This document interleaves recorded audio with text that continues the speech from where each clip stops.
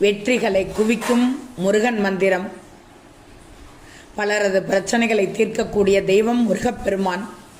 முருகப்பெருமானை நினைத்து பலரும் பலவிதமான வேண்டுதல்களை முன்வைத்து விரதம் இருந்து வழிபாடு செய்யும் வழக்கத்தை வைத்திருக்கிறார்கள். அப்படிப்பட்ட சிறப்பு வாய்ந்த முருகப்பெருமானை நினைத்து பலவிதமான வழிபாட்டு முறைகளை செய்கிறார்கள். செவ்வாய்க்கிழமை வழிபாடு, கிருத்திகை வழிபாடு, சஷ்டி வழிபாடு என்று கூறிக்கொண்டே செல்லலாம். இதில் அனுதினமும் வழிபாடு செய்யும் முறையும் இருக்கிறது. நமக்கு பிரச்சனைகள் வரும்போது வழிபாடு செய்து அந்த பிரச்சனையிலிருந்து விடுபடும் வழிமுறையும் இருக்கிறது.